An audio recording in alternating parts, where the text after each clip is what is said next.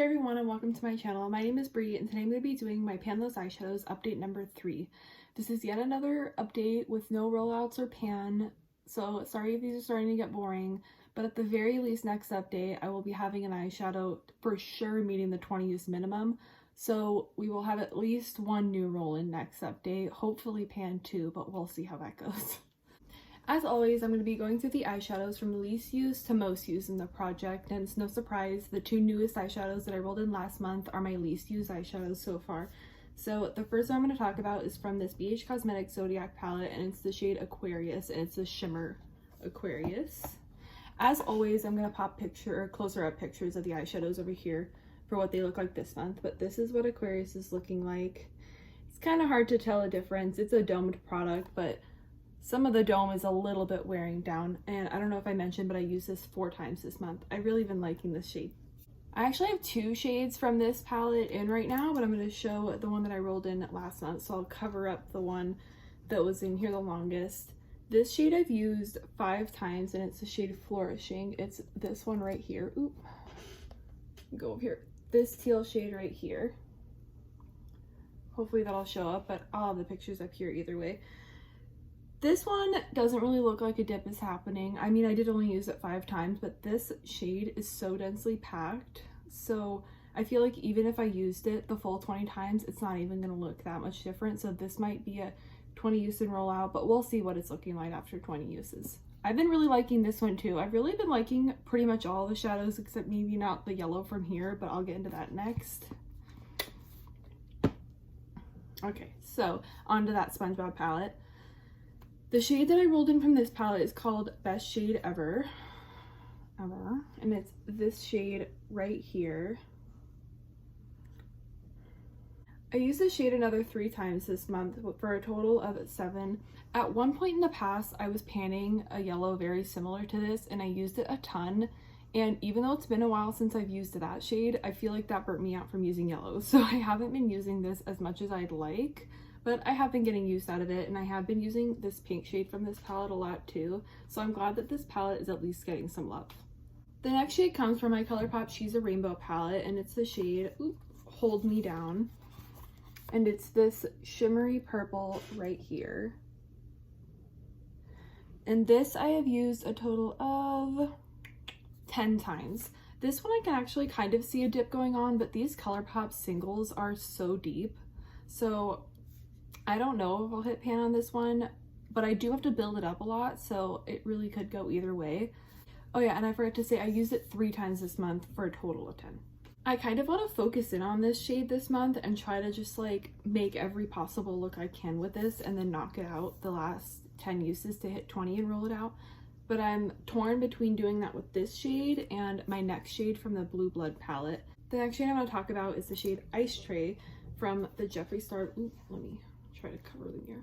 Blue Blood palette, and this is what that's looking like now. This was my favorite shade so far. Oh, I got the shade Ocean Ice all over. That was my favorite shade for the first 2 months of the project, but this month I only ended up using it 2 times. I don't know why. I just didn't think about that. I was mostly trying to focus on the newer shades. But like I said, I'm so torn between either focusing on this blue shade or the purple shade from Hold Me Down. So if you want to vote in the comments on which one to focus on, that would be really helpful. And I'm at a total of 12 uses on this Ice Tray shade. And last but not least is my most used shade in the project, and it comes from my Colourpop Pretty Guardian palette. I rolled in the shade Silver Millennium, which is one of the more Super Shock squishy shades, and it's this one right here. I don't know if it's going to show up here, the dip, but I definitely have a dip going, which is exciting. This shade I used 8 times this month for a total of 17 uses. For a while, I was mostly just using it as an inner corner highlight, so even when I was using it, it wasn't a lot, but I've been really liking it as an all-over lid shade tapped over other mattes. And this is a shade I was talking about that I'll definitely have rolling out next month because, as I said before, I have a 20 use minimum goal.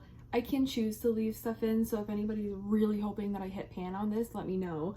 But by next month, I will definitely have that 20 uses, and I might roll it out just so I have something fresh and new in this project. Now I'm gonna hop into the last portion of this video, which is sharing the looks that I've done this month.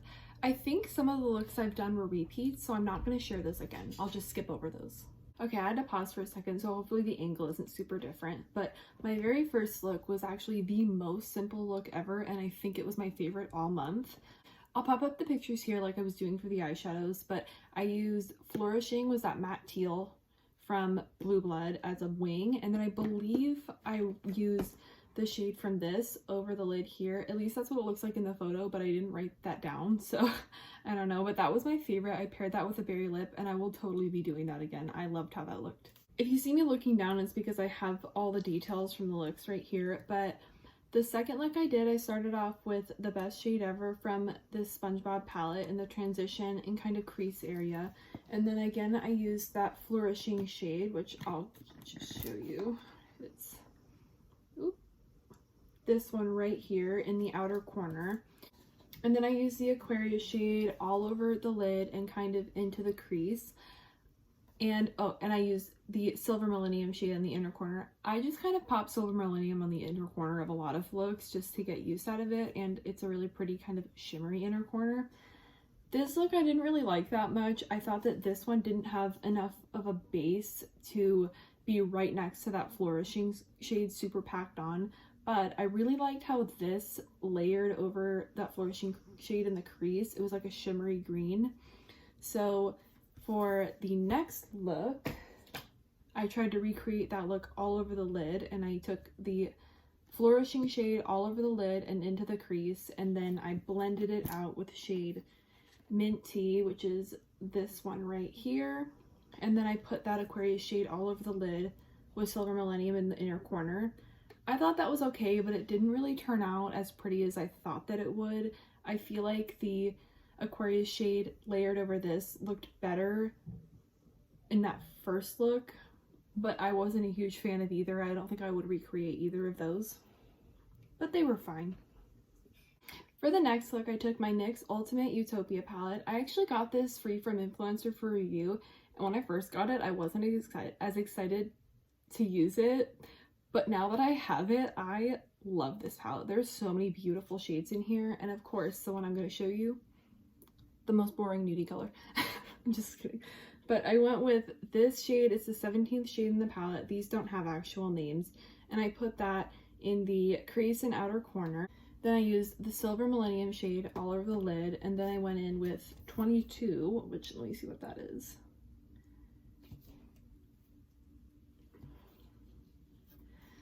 This dark brown kind of burgundy shade, and I used that as a liner.